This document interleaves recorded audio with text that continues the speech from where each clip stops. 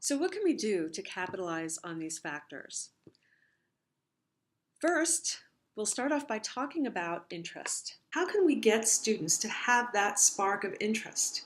So how is it that you can ignite your students' interest? Well, basically what you want to do is broaden the appeal of computing. So you want to use what their existing interests are and capitalize on them. So one way to do that is to describe careers that spark diverse student interest and build messages around the quality of computing as an occupation. So you can talk about the flexibility of this industry. Computing offers careers that are flexible in terms of a variety of industries that you can work in, a variety of locations you can work in, and also the hours are good, that you can work and have a life.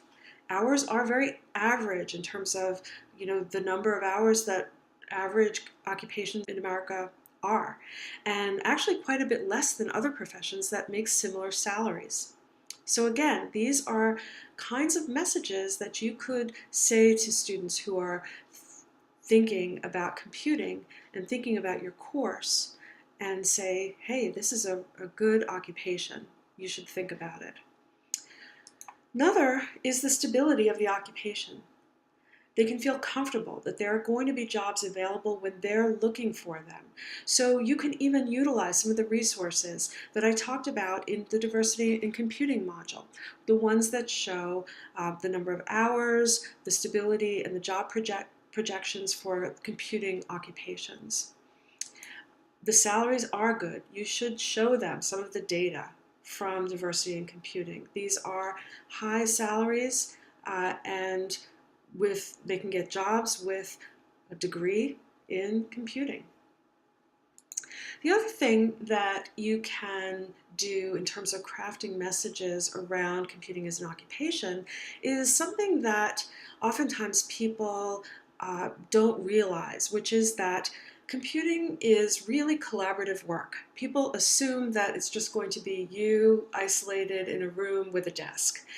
And in fact, we find that computing occupations are actually highly collaborative. And if you want to work with others, you should really think about computing as an option. You can do work that has relevance, has social relevance. You can do work that makes a difference in the world, in the lives of yourself and your family and others, and of global relevance as well. And we'll talk a little bit more about this shortly. And then finally, you can talk about how these are good jobs, that once people get into these jobs, they don't leave in droves. That is, people who enter into computing professions, and again, you can show the data on this, report high levels of job satisfaction. It's the reason why computing occupations constantly rank in the top 5 or top 10 of the best jobs in America. The other thing you can do is to appeal to students' current interests and goals.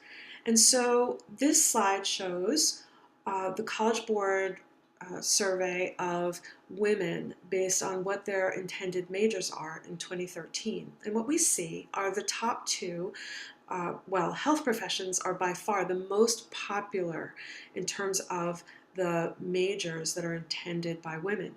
And so think about ways in which people who are interested in health professions can accomplish their interests with a degree or knowledge in computing.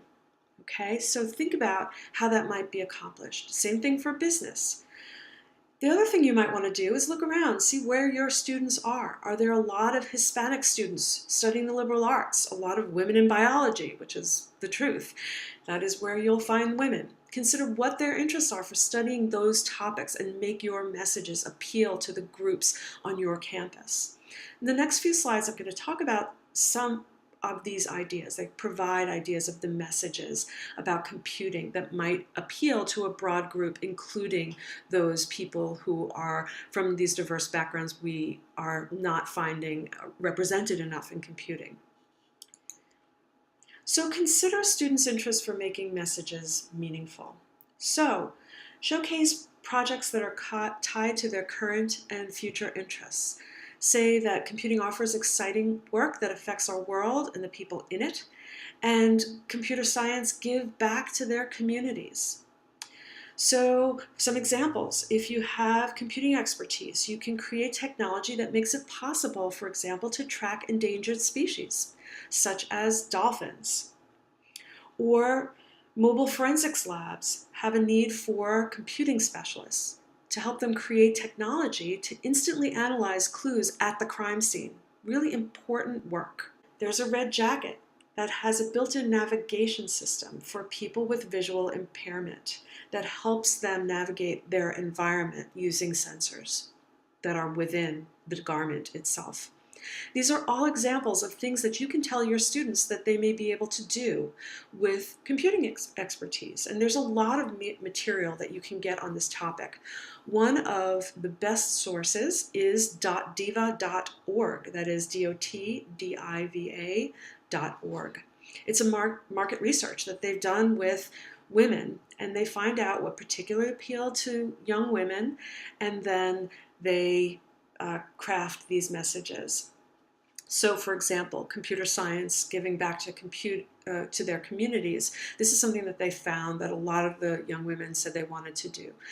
Technology can be used to promote human rights, for example. A computer specialist designed a secure database that allows the recording of human rights abuses but shields the identity of the person who's recording it. And what this does is it enables victims and witnesses to report while not being identified.